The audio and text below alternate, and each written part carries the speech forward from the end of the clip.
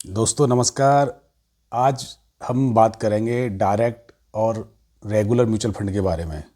सबसे पहले हम देखेंगे कि डायरेक्ट और रेगुलर म्यूचुअल फंड दोनों क्या होते हैं, इन दोनों में डिफरेंस क्या है और हमारे लिए इसमें कौन सा प्लान हमारे लिए फ़ायदेमंद है। तो दोस्तों सबसे पहले बात करेंगे regular mutual fund. Regular mutual fund क्या होता है? रेगुलर म्यूचुअल फंड कंपनी जो हमें प्रोवाइड करती है वो किसी ब्रोकर के द्वारा, और ये ब्रोकर कौन हो सकता है? आपका फाइनेंशियल एडवाइज़र, बैंक से संबंधित कोई व्यक्ति, या जो इस तरह का काम करता है उनमें से कोई व्यक्ति हो सकता है। ये व्यक्ति आपको उसकी लेने की सलाह देता है, जानकारी देता है और उसके बारे में सारी डिटेल बताता है, और उसके इस काम के लिए कंपनी, जिस कंपनी का म्यूचुअल फंड ले रहे हैं वो कंपनी उसको कुछ परसेंट कमीशन देती है। तो दोस्तों आपको क्लियर हो गया, रेगुलर प्लान वो प्लान है, रेगुलर म्यूचुअल फंड वो म्यूचुअल फंड है जिसमें कंपनी किसी ब्रोकर के द्वारा कस्टमर को प्लान प्रोवाइड करती है। ठीक है, अब इसके बाद करेंगे direct mutual fund. Direct mutual fund simple plan वही रहेगा, परफॉर्मेंस में कोई अंतर नहीं आएगा, पर इसमें आपका ब्रोकर है वो ब्रोकर इसके बीच में नहीं रहेगा।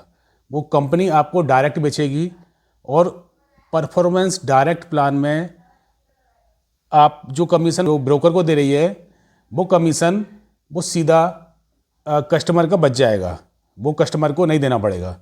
तो ये दोनों आप समझ गए, डायरेक्ट रेगुलर म्यूचुअल फंड और डायरेक्ट म्यूचुअल फंड क्या होता है।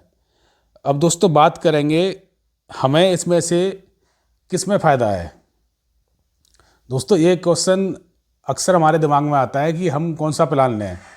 तो आज के समय में यदि आपको फाइनेंस नॉलेज है, और मैं आपको ये चीज़ बताना चाहूँगा, यदि आपको फाइनेंस नॉलेज नहीं भी है कौन सा प्लान लेना चाहिए उसके बारे में आप अगर सर्च करेंगे, तो आप थोड़ी सी मेहनत करेंगे तो आप ये सर्च कर सकते हैं कि हमें कौन सा प्लान अपने लिए हमारे लिए सूटेबल रहेगा, हमारी एज को देखते हुए, हमारी रिक्वायरमेंट को देखते हुए। तो दोस्तों आप प्लान यदि चूज करने में समर्थ हैं तो आपके लिए बेटर ऑप्शन निश्चित रूप से डायरेक्ट प्लान होगा, क्योंकि वहाँ आप जो ब्रोकर को दिए जाने वाला कमीशन है वो कमीशन आपका बचता है। तो अब सवाल ये उठता है कि कमीशन कितना दिया जाता है। आप मतलब यदि डायरेक्ट प्लान लेते हैं तो आपको कितना कमीशन बचता है।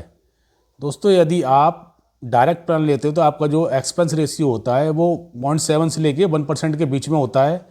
यदि आप इसकी जगह पर रेगुलर प्लान लेते हैं तो वो रेगुलर प्लान आपको 1.5 से लेके 2% के बीच में लगभग होता है। इसमें अलग अलग कंपनी का अलग अलग एक्सपेंस रेशियो है, वो थोड़ा ऊपर नीचे हो सकता है।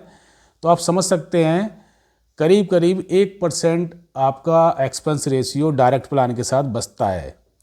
और दोस्तों मैं आपको बताना चाहूँगा ये जो 1% है, ये आपका 1% जब तक आप उसमें इन्वेस्टेड रहेंगे तब तक आपको देना पड़ता है यदि आप रेगुलर प्लान लेते हैं। तो डायरेक्ट प्लान लेके आप लाइफ टाइम के लिए 1% पर ईयर का अपना रिटर्न बढ़ा सकते हैं।